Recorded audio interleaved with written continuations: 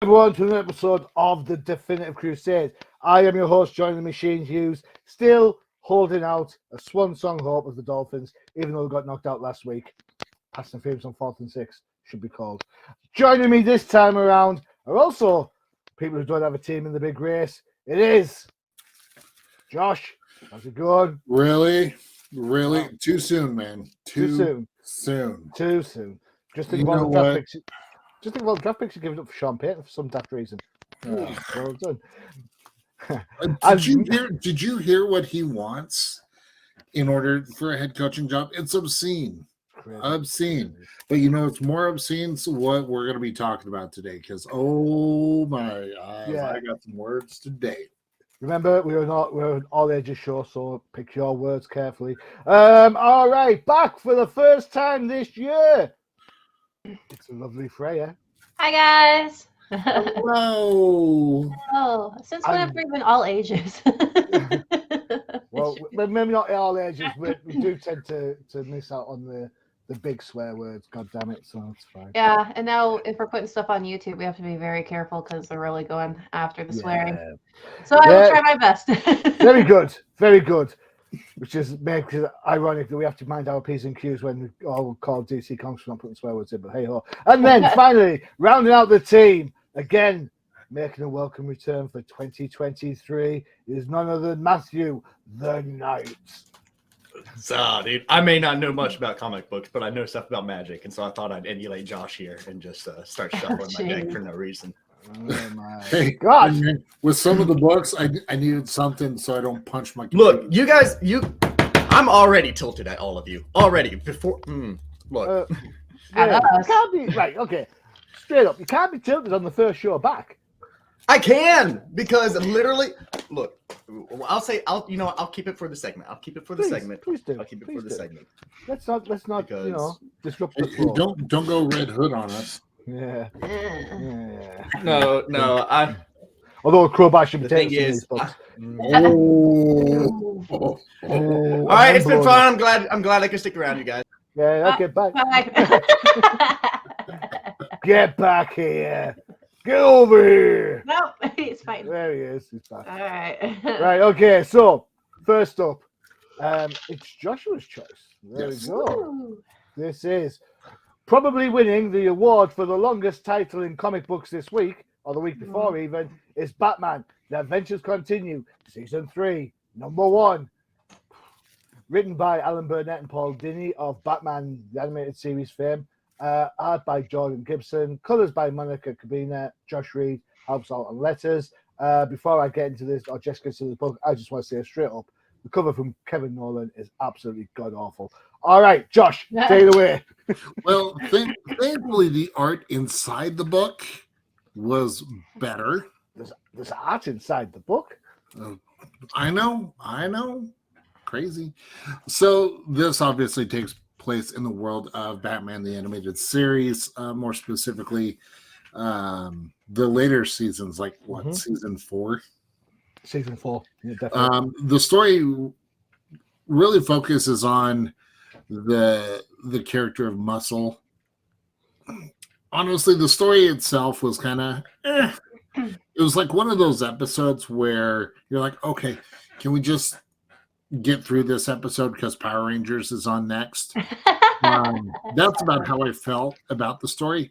However, there are moments like what you see here with Batman and Jim Gordon that really captured the essence of the animated series. Mm-hmm. I appreciated the fact that they did a good job mimicking the style from the animated series into the book. Like that panel where you see Batman walking away. I mean, that is the animated series to the T. Mm-hmm. And that was awesome.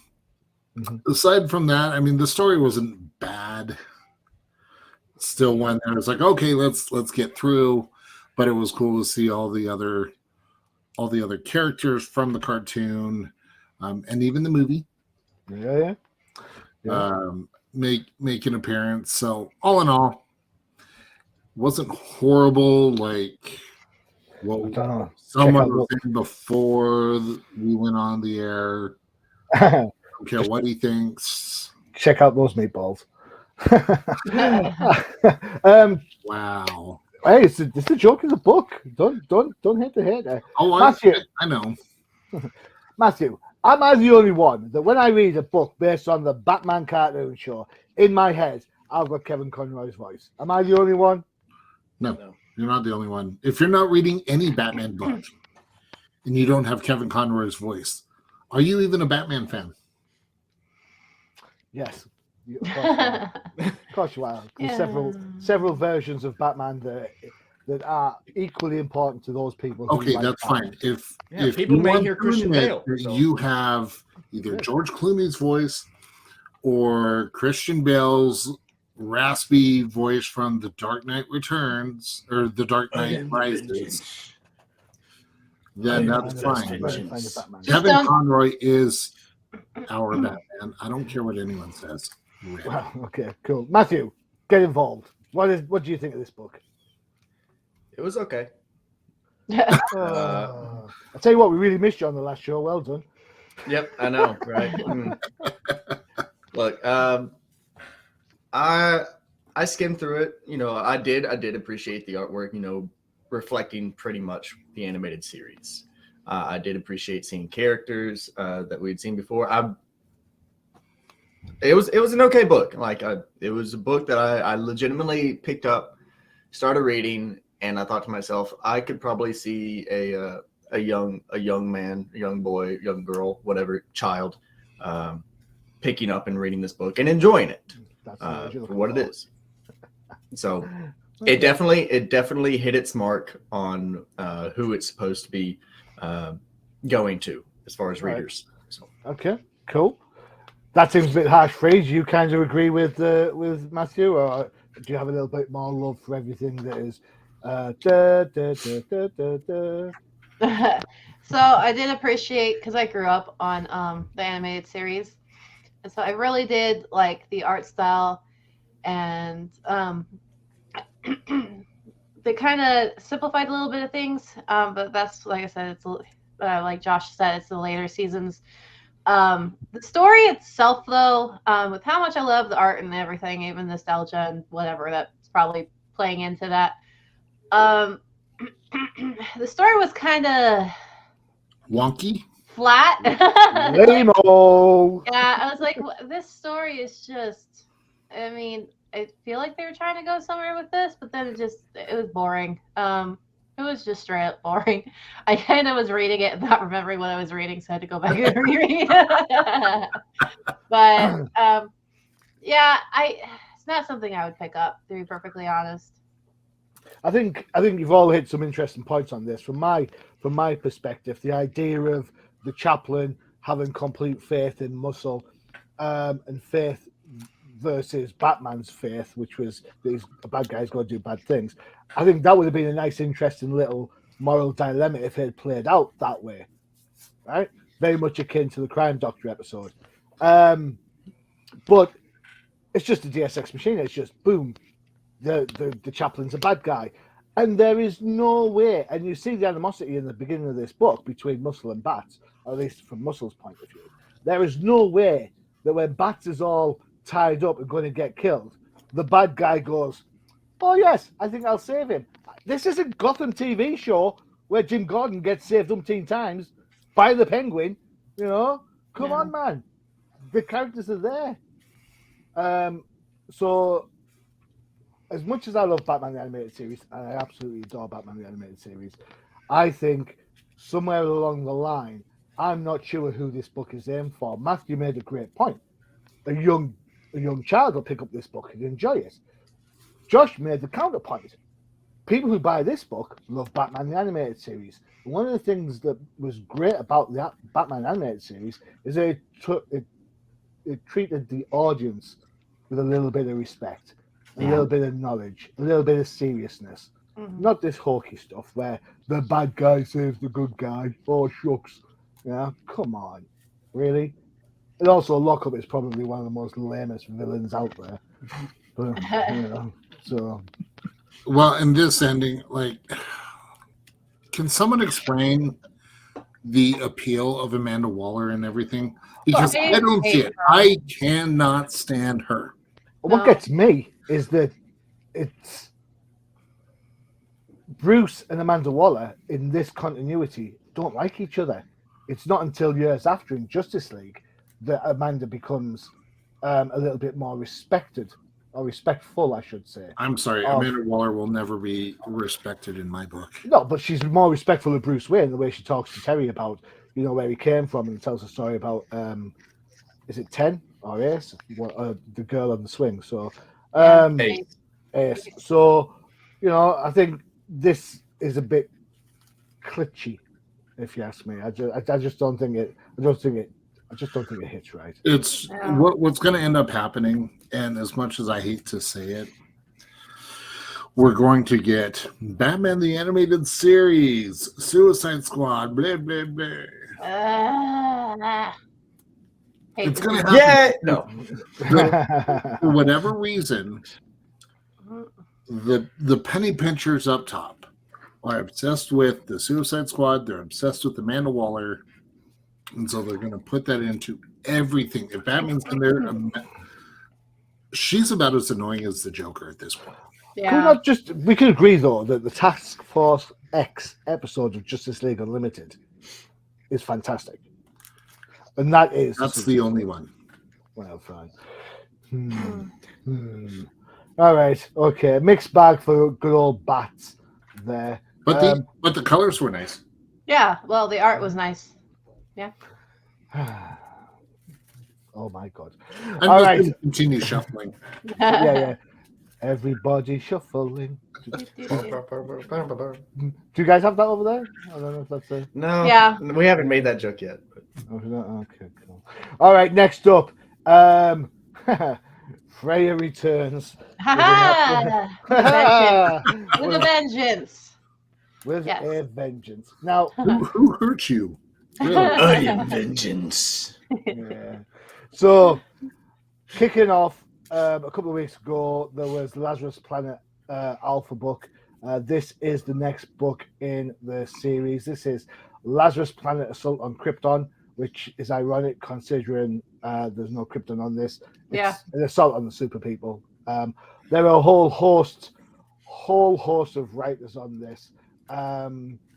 So what you've got is 1, 2, 3, 4 stories going on.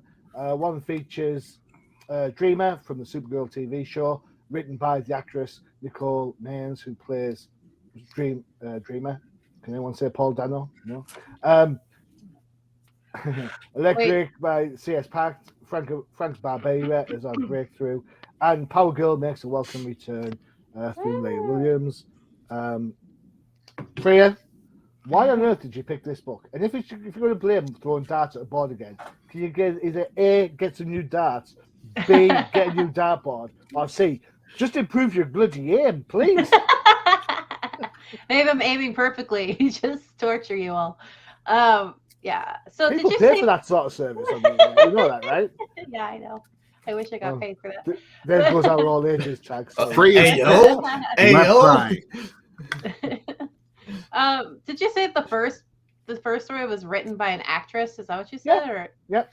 Oh, no wonder it doesn't make any sense. Sorry, the main story is written by Nicole Maines. She plays the character Dreamer in the Supergirl TV show that was formerly on CW. All That's why this is a freaking mess. Okay, that explains a lot. Yeah. So first story, wordy, confusing. I don't know what the crap's going on, and it makes sense that it's written by an actress, and her character is explaining everything to everyone constantly. It's annoying. The art and colors are good. The colors are nowhere near good. Look at that picture of Batman. Look at him. It's awful. I could draw better. Give me a pen. Someone give me a pencil. The use of yellow is nice. Let me try to figure out something positive about this story. Here you go. There's your pen. It's all right. She goes in. She finds Fate's helmet. Blah blah blah. Second story. Excuse my language. Made freaking John Kent a little bitch boy again. Like I don't even. I hate him so much now. I don't know why they assassinated John Kent's character so badly. He's like constantly being like married, like a damsel in distress carried to and from by this thief. Which, do they have a connection previously, or is Superboy have? Because all of a sudden they're just kind of chilling out together. Like, Superboy, do you have a crush on this random thief? And does the thief have a? Yes, like, it does. This is his Catwoman. Do you know when Jim and Tim Drake had links? Yeah, now this is his Catwoman. A cat person. So he has a crush on a klepto. Good job, John. You're really picking them well. We all know that Batman has issues, but that's because he has mommy and daddy issues and all sorts of issues. John Kent came from John Kent. Well, let's be honest, he does. Batman's whole thing is he has issues. I'm not disagreeing. It's just shots being fired left and right. This whole story is just stupid, and how they draw John is just like, oh my gosh. So let me get a little bit involved in this then. There is a sense of change in this book for all the characters around here. The idea behind Lazarus Planet is because magic, and who knew the Monkey Prince was ongoing continuity? Nobody knew that, and in all the books we've looked at that. The Lazarus Islands exploded. The volcano has spewed forth magical elements left, right, and center. Hence, why in this instance, John Kent is affected by kryptonite rain.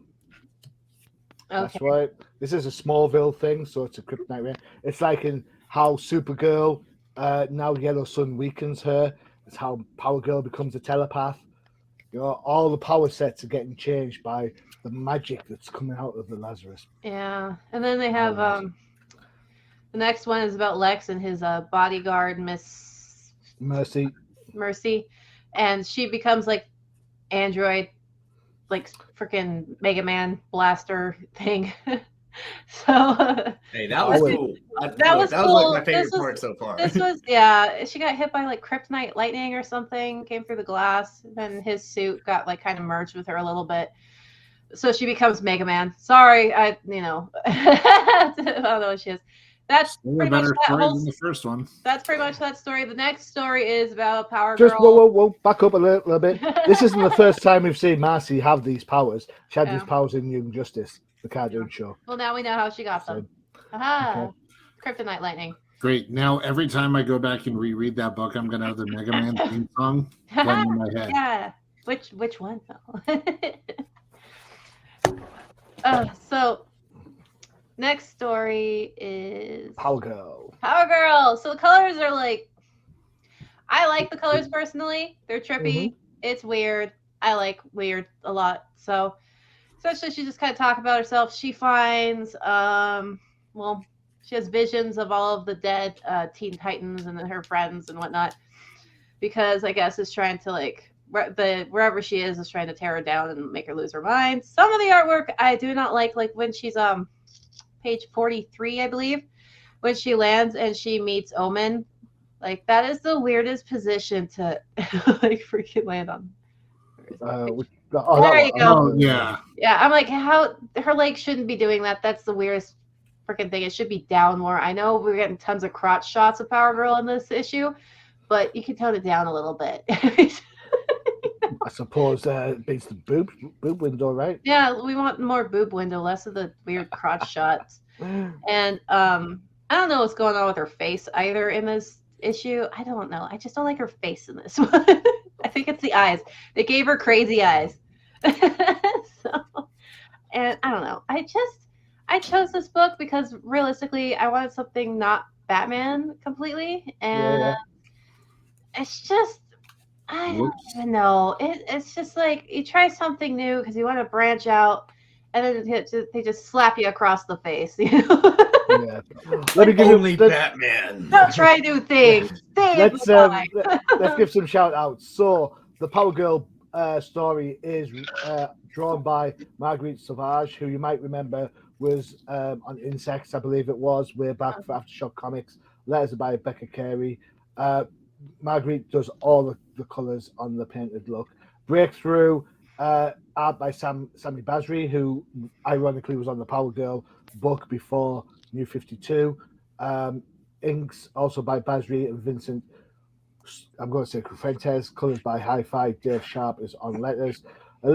Electric, which is the John Kent and his new squeeze. Scott Godlewski. I can't say it. Guimarães, maybe on colors. And World Design is your letter. Right, there you go. And finally, Skylar Partridge is the art on the God Dark with Nick Filardi on colours and World Design pulling double duty for the letters. Right, Matthew, there's a lot of reading in this book, right? So, Yeah. if you're a super fan, this might have something for you.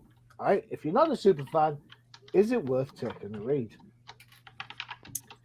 I definitely skimmed a lot through this one, right? I definitely picked it up, started reading it, and was like, okay, next page. It's on page count. But nope. Okay, next page. Okay, next page. Okay, next page.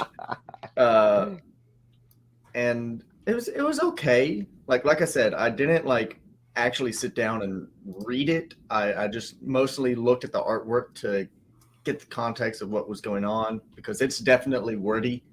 Mm-hmm.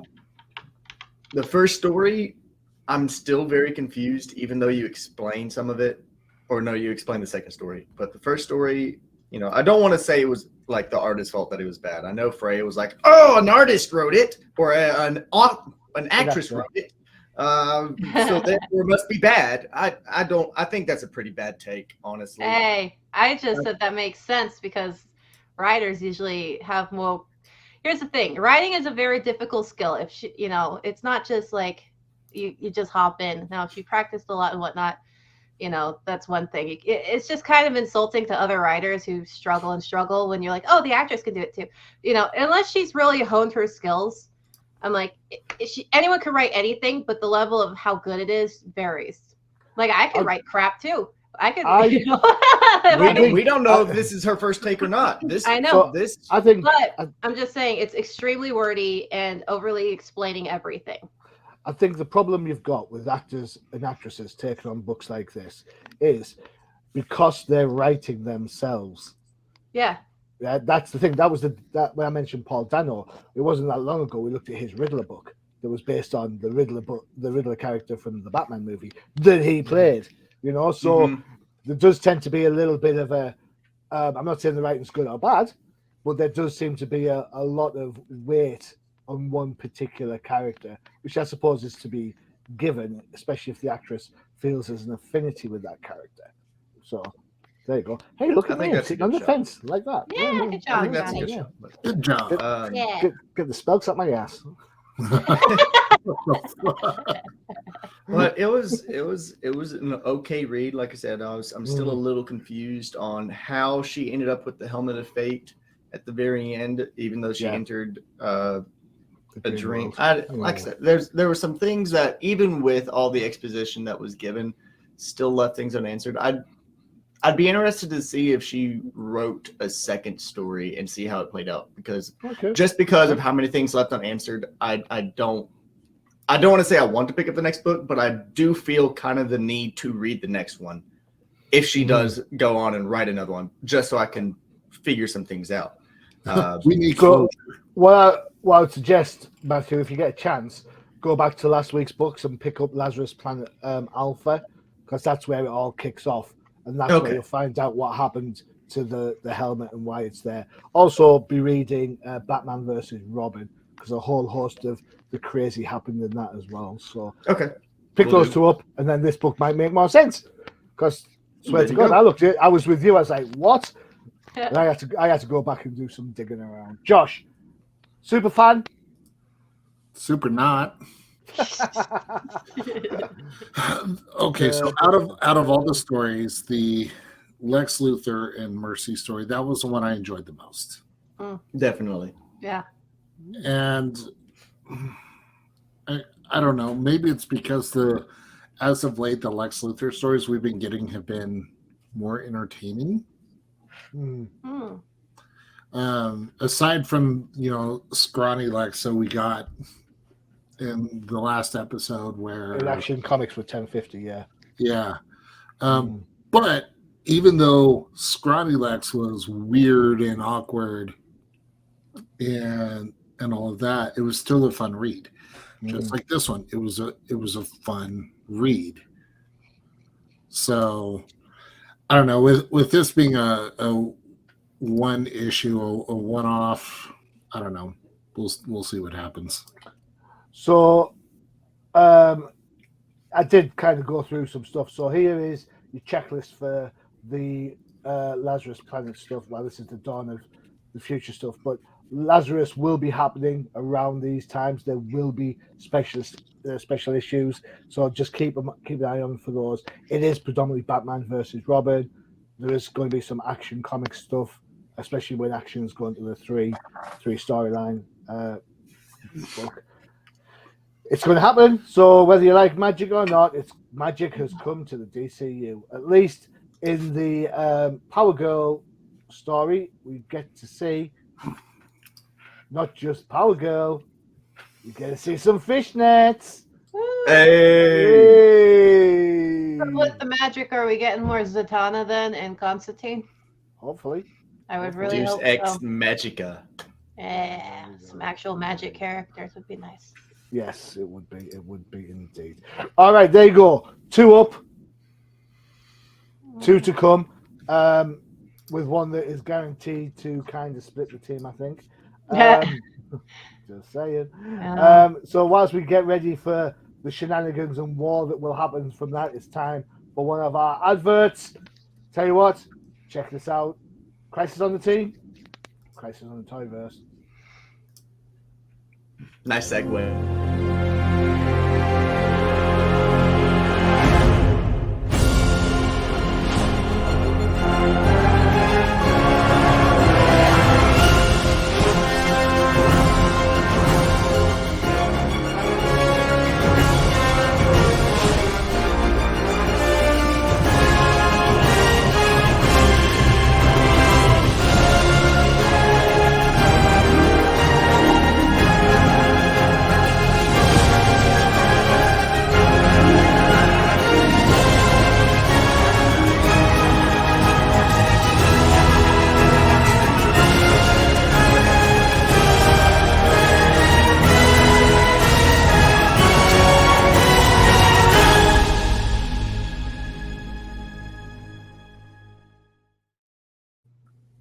Toyverse with Bobo. I have to say, Joshua, that advert has been par excellent. Everybody who sees that advert loves that advert. Well, It's great.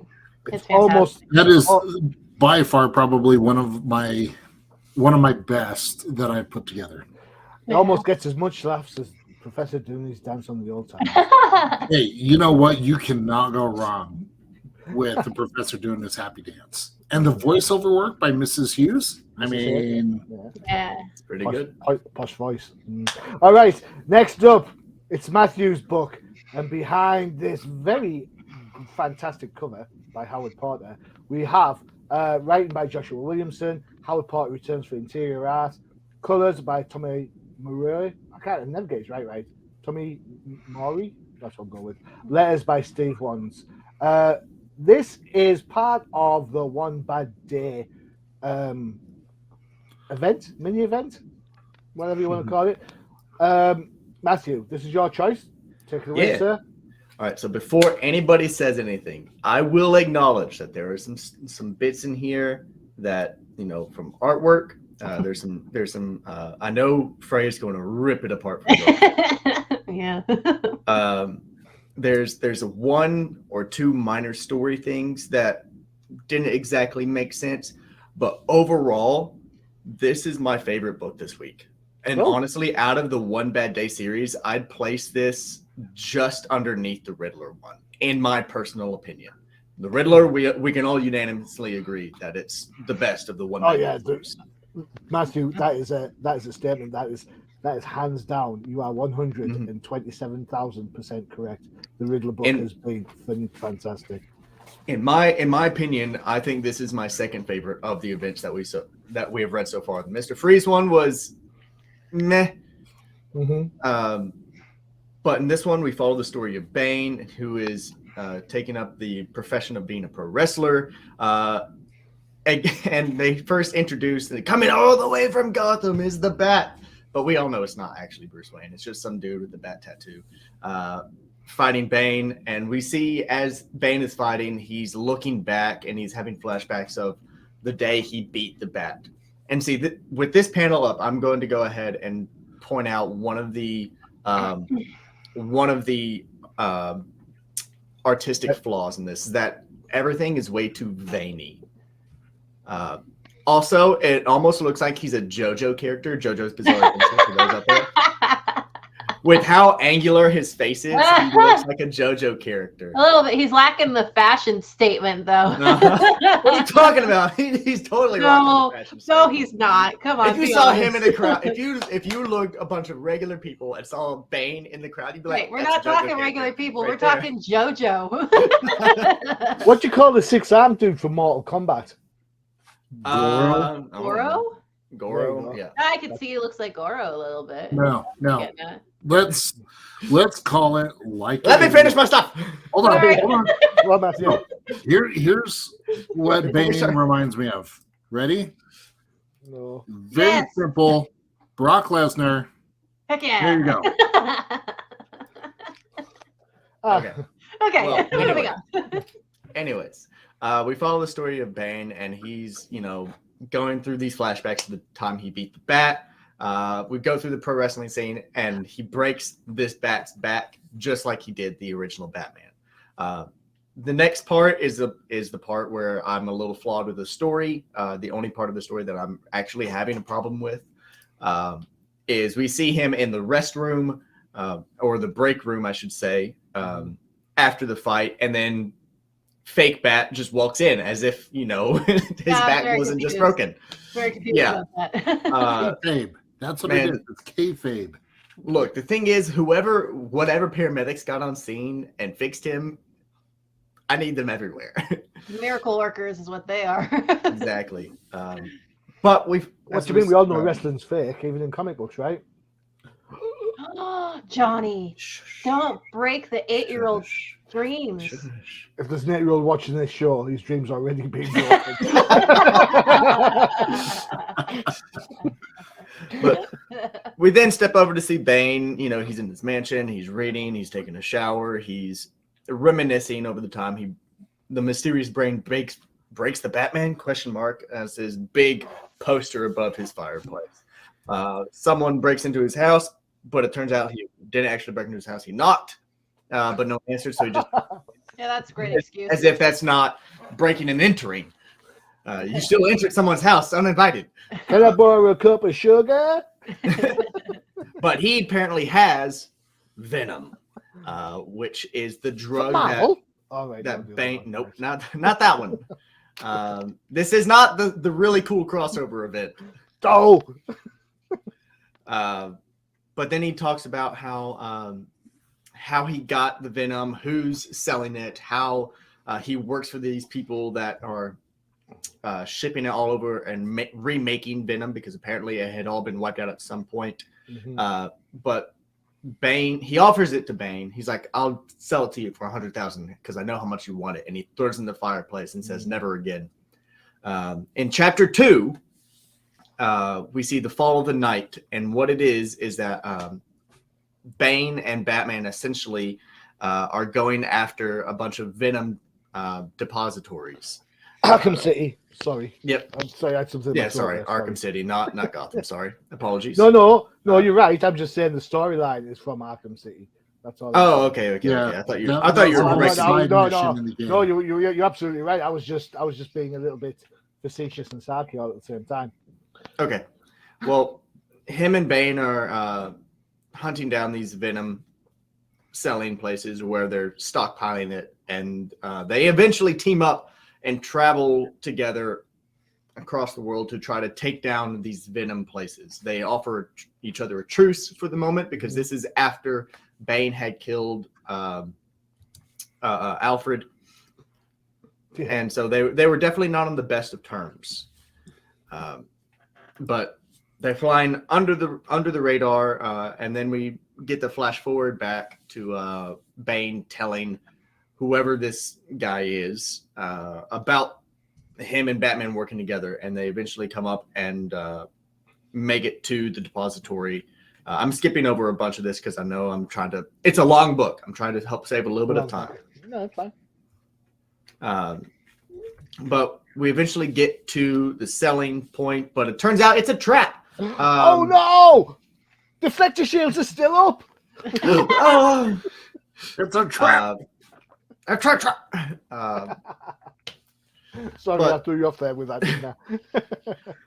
Just a little bit. But Beanie and Bane, they come to the place, and they're like, okay, we'll wait till nightfall. It's a trap. They get captured. Bane wakes up to being tortured or beaten up, talking about how their master's got words for you, and so we're going to beat you up in the meantime.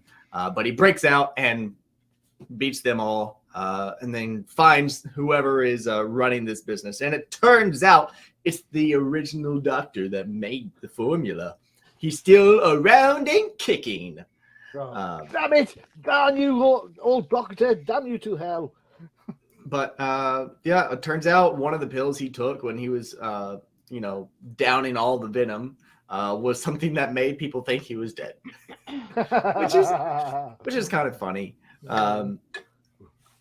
But he offers this deal to Bane, being like, "You can become my greatest thing. I can control you. We can beat the Bat all over again." But Bane, having turned his cheek, is telling him no, he's never going to go back into using venom.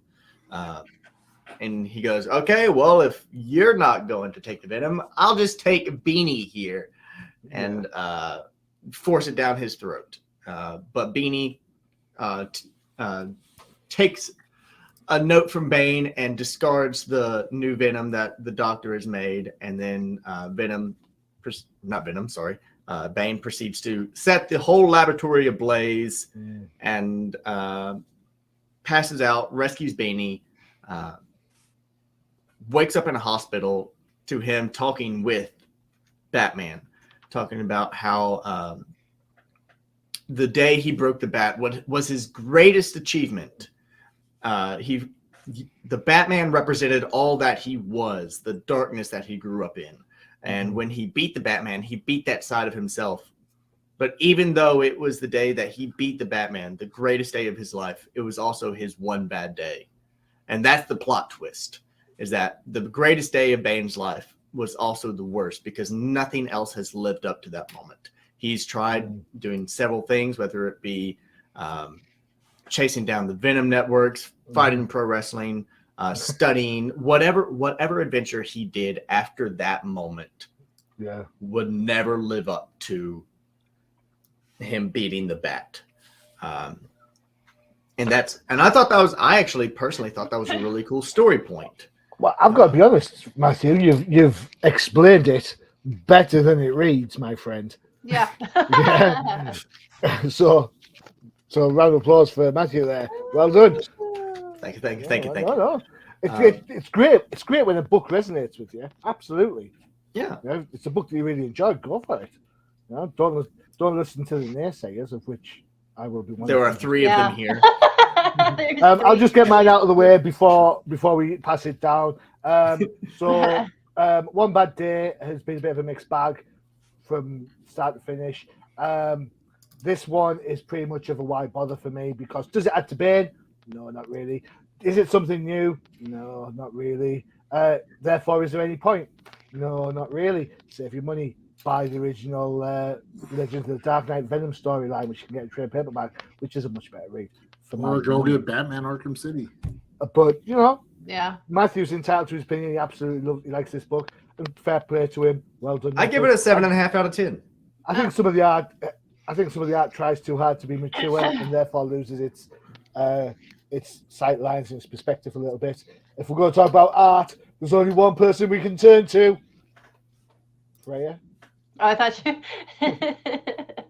Oh my gosh, the artwork. Just be nice and remember, my fingers only travel so fast. If you want to get to one pages. I'm gonna have to tone it down because but freaking holy panels! What the hell were they thinking with these damn panels? Just one early doors, is it? Like number 8, like page 8. There's also one. A 24-page panel or something like Oh, that. it freaking! I'm like, oh my god, how am I supposed to? This is just painful. Let me get there. So I thought it was a kind of little experiment to try, but it was a nice experiment, but I would say not all experiments turn out well. Are you referring to the wrestling? Yeah, the wrestling scene. Yeah, it's just, oh god, like when you look at it first, you're like, oh god, what the hell, what? So what I had to do was ignore the flashback panels, just pay attention to the blue panels and read that. I'm like, okay, cool, I know what the hell's going on. Then I went back to the flashback panels, went, okay, now I know what the hell's going on. But I thought it was a nice juxtaposition between. Well, you can like it all you want, and I can just agree with you all I want, because oh my gosh, I hate it so much. Because I was getting the 9 panel pages. This one just went like, yeah, let's do that and do more. It's just, oh my god. It'll be interesting. You know what? It'll be interesting to see how that looks in comic book form. Because remember, this is like a 64-page book, so therefore it's thicker than your normal comic book. Yeah. And as Josh and I have discussed in the past, when you've got these double-page spreads in a graphic novel, sometimes they don't work so well because you've got to like really crank it to see it all. It'll be interesting to see how that looks in I'm kind of interested in how much of this is like stuck in the fold. Exactly. That's what. So it's just like, oh my gosh, but and then the art just in these, because they're so small, I feel like they just went, well, they're small, we don't have to do any like detail. Like Joker's freaking hand is all jacked up. All of their limbs are, let's just be honest, everyone's arms and limbs in these panels is so jacked up. They're like elongated and don't even look like hands or fingers and feet, and they don't have ankles. It's just a freaking mess in all of this. That's why I said, I mean, it seems like they did more focus on the blue wrestling panels than they did on the flashback panels. Mm-hmm. And it's just, that's another thing. I'm like, cool. But I'm very one for detail. I can't have that going on. And then the wrestling part, just like, we mentioned before, when he breaks his back, the guy's like, I can't feel my back. I'm like, is this all just him pretending then? And they're like, yeah, paramedic. It must have been just all a show. And that's why Batman, the Batman luchador is like, hey, man, I'm perfectly fine, because it was all just a show. None of it was real. He didn't actually break him over the back because, Yeah. But so that's what I kind of figured. It's kind of nice. I mean, I don't think they needed to. One thing I will say about the art is I appreciate that they gave him Bane when he's in the wrestling locker room, whatever. They gave him that cauliflower ear that wrestlers get. So I do appreciate that detail. I will give them that. And because I know wrestlers, and when if their ears are all checked up, let's be real, because those mats are not clean. Anyone who fights in general, their ears are.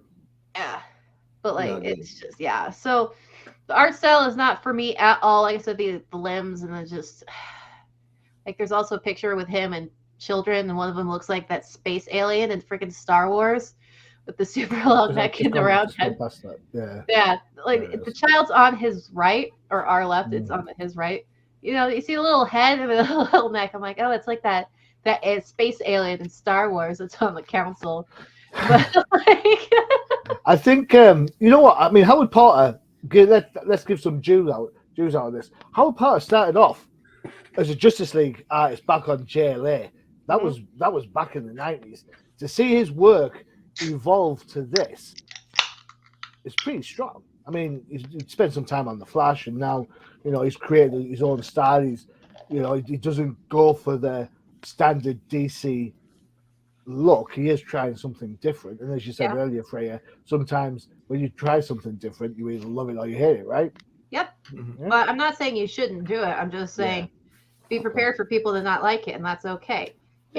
Experimentation is an experiment. So it's gonna blow up in your face sometimes.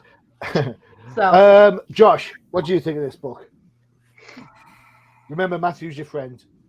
Yeah. And also, we can't swear too much because YouTube. Well, dang, he just may not say anything at all. All right, so we're done with that book. Let's move on to our next. All right, here we go. I've said this many times before, there is a balance when it comes to comic books between the art and the writing. Yeah. If the writing is off, but the artwork is fantastic, then you lose the interest of the reader in the book. Consequently, on the flip side of that coin, if the story is great, but the artwork sucks, you lose the interest of the reader. Yeah. That's where I was at. I had no idea what the hell was going on with this book because the artwork was so off. And trust me, I have read my fair share of indie books where the art is just out there. But this was so distracting that I couldn't get into it. I appreciate Matthew sticking through it. And now I'm a little bummed out that such a great story was set back by the artwork. Yeah. And some people like the artwork, and that's fine. But that's cool. And kudos to you. To each their own. But this is not one for me. Originally, I was going to pick this one. That I looked at it and I go, nope. And then I had to read it anyway. Thanks, dude. Yeah, but yeah, it's just, I agree. The artwork, I didn't even know what was going on because I was so distracted with everything with the artwork. But and that's, it's not on the author. It's just, I've missed out on so many good books because they're like, oh, you should read this. Even manga, like, you should read this. You should watch this. And I watched like one episode and I'm like, I can't do it. I can't deal with this artwork. If the medium has the art, like if this was in like novel form, like regular book, I would be all over it. I'd be reading it and stuff. But like, it's not. It's a comic, so you have the artwork involved as well. Okay, so that brings up an interesting question then. With some of these books, would it be worth it for DC to maybe consider having these be more novels than comics? Yeah. I think that Supergirl book that Johnny loves so much, that whole run. Oh, yeah. The one I think that one would have been really good as just a book, just without the comic part of it. So let the reader paint the picture. Let the reader create the panels in there. My main issue was the whole art style, and that's why I couldn't get into it. I massively disagree. I think sometimes reading a comic book character in a novel format takes away from the character. No, because I disagree, because I read Batman Nightfall as the novel. Did you not read it as the comic first? No, I read the novel first. I was given Batman Court of Owls first. Sorry, same thing with the death of Superman. Yeah. Well, here's also a thing that we could talk about that's not really DC related, but I've been reading Star Wars books, the extended universe books, and those characters were TV or movie characters, but the extended universe is extremely popular. Isn't it the same thing? The medium that they originally were on was a visual medium, but they're still very popular in book form? No, I think not, because back in the day, you lot won't remember that. Well, Josh might. I wasn't alive. back in the day, when Star Wars was out, the only thing you could get was either novels, like Star Wars novel and Splinters in the Mind's Eye, or comic books. That's it. There was no TV shows. There was no nothing. So that's all that you had. All right. I just don't think comic book characters work well in novel format, personally. If we're going to talk about kooky art, however, another great segue. I'm on fire today. Yeah, I am. We know the reason why you picked this. I don't know what you mean. All right, so this is Batgirls number 14, written by Becky Cloonan with Michael W. Conrad, as always. Art, colours, letters by Jonathan Case. Man, I hope he got 3 wages for this. So, basically, a wordless issue for the most part, which harkens back to Cass's early days as Batgirl. We see her investigating the disappearance of Steph and how that pertains across Gotham, looking at the various clues left by the Clue Master, and going from there to see how she can save her friend. I think story-wise, it's a bit of a fast-paced read. It's very much a chase comic, if anything. The art is kooky, but then this series has been kooky from the get-go. I do like the art in this better than the regular artist. Sorry. You've got ninjas, you've got Batgirls. And why do I like this book, Josh? Because it's Batgirl and you like Cass and Steph Brown. Yeah, that's it. Simple as. Yeah, cool. I do want to know. I like Has the nothing has nothing to do with people getting tied up and almost electrocuted. No, not a thing. Not at all. No, not at all. I did appreciate the panel where we see one of the ninjas get Darth Mauled. Well, this is the thing. I mean, this is a 13+ book, but I tell you what, there's no blood. I didn't realize swords could cauterize wounds like that. Tell you. But again, it's the kooky art. We're not going to get the normal stuff. But again, to see a ninja get Darth Mauled, Pretty great. that was fantastic. I when that happened, I literally went, wait, what? I went back panel, went forward, and I go, well, what do you know?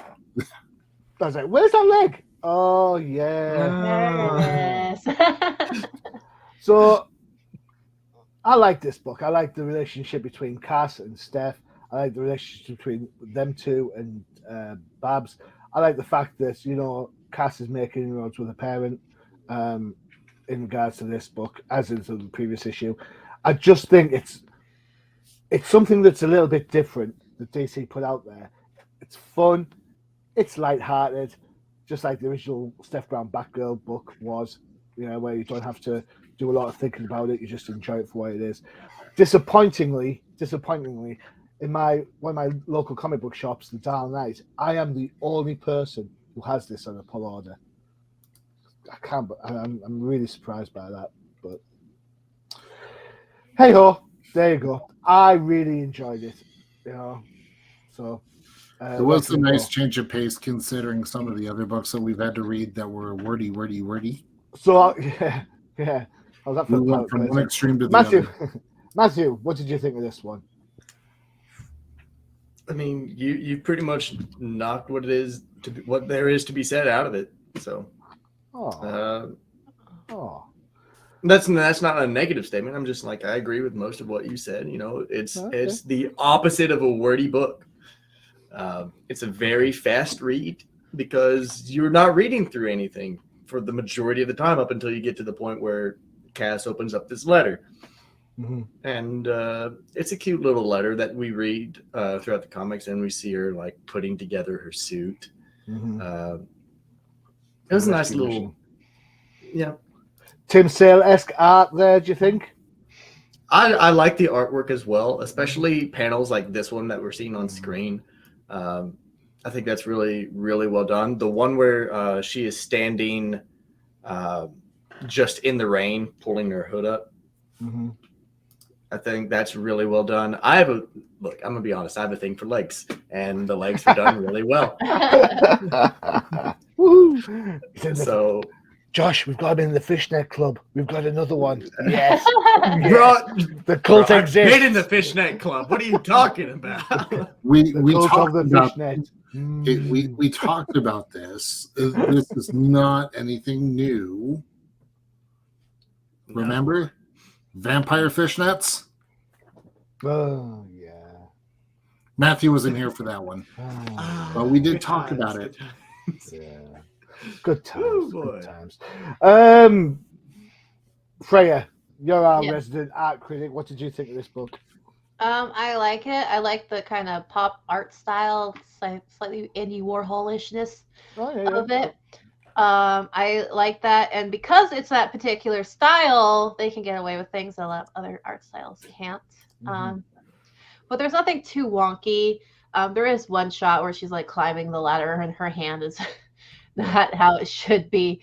But other than that, I love the use of color.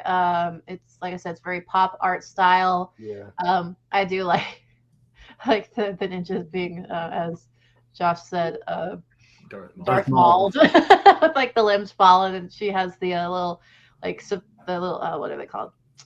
the shock lines above her head. Like, what? Yeah, she totally Obi-Wan that and Darth Maul that ninja.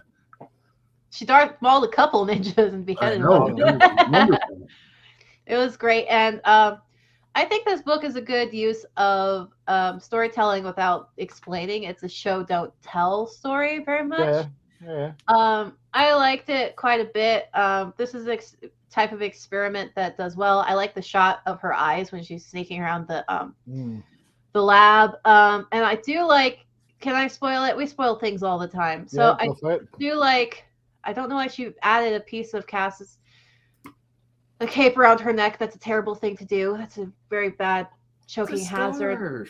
Yeah, but it's a choking hazard. Yeah, that's what she does. She's already wearing a cape. What are you talking about? I know, but the cape's around her shoulders, not her neck. Edna has always told us no capes. No capes. But I do like the last shot of the book. It's a very good cliffhanger. So we have Steph in the cabin, as she mentioned in the letter that she wrote to Cass, and she's there and she's all hooked up to those what are they called? EKGs? And those things hurt like a bitch, let me tell you. Oh my gosh. I've been only if you haven't shaved. No, like I've had those things attached and I've been electrocuted by those suckers. Oh my gosh. They are not forgiving. They hurt so bad. Because your nerves start, it's just, oh God, it hurts. It's the most painful thing I've ever had to do in my life. So seeing Steph with them on her face and crap, I'm like, oh God. Oh my gosh. But cool. I think it was a good book. Like I said, it's a good way of show, don't tell. So it's a good little experiment they did because you get the story, you know? You get the story without, having to read a freaking wall of text. Okay, fair enough.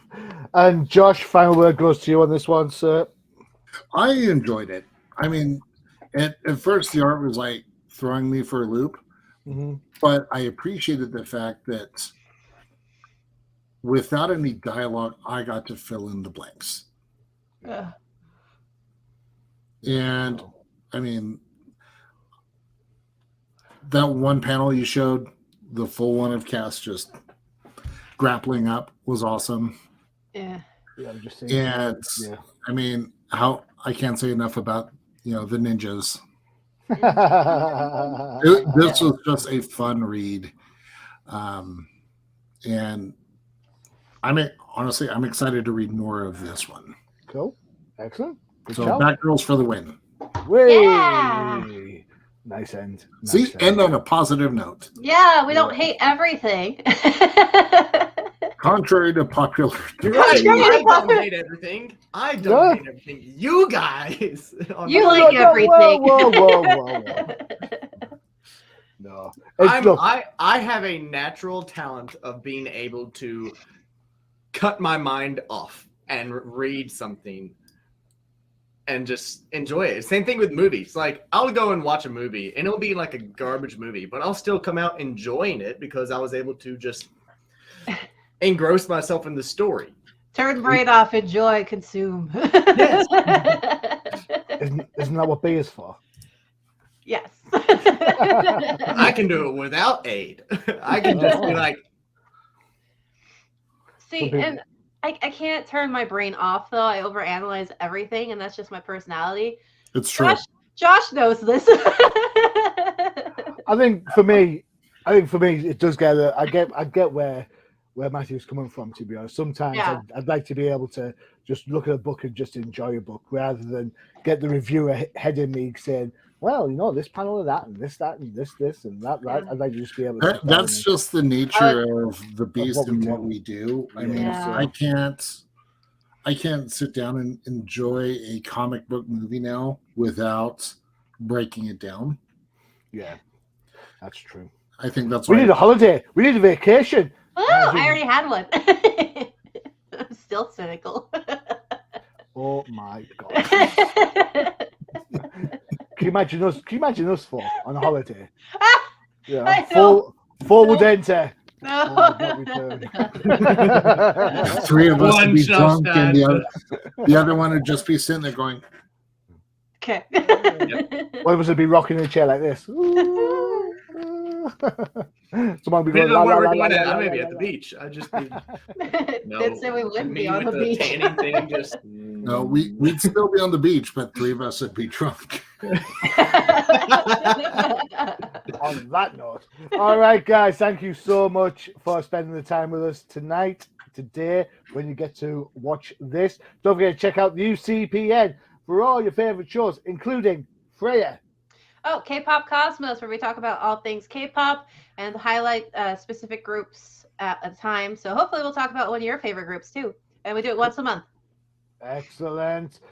Matthew? Magic Crusaders, where we talk about Magic the Gathering, whether it be cards, combos, or even do a little bit of gameplay. Go check it out. It's a lot of fun. And Josh? boy, do we have a lot to talk about this month, because the newest set, one I'm excited for and have waited 11 years for. Is it Dr. We Pepper? are going to be talking about Phyrexia, All Will Be One, and what a set it is. There you go. And of course, don't forget to check out the other classic shows we've got, such as the No Prize Podcast, for all your Marvel love. I'm sure their Venom gets as much grief as our Venom. And of course, the Old Timers Comic Book Show, for where your hosts aren't old, despite what Matthew says, and the comics will certainly. There you go. Ladies and gentlemen, thank you so much for spending the time. I've been your host, Johnny Machine Hughes. As always, adios. Bye, guys. Peace. Bye-bye.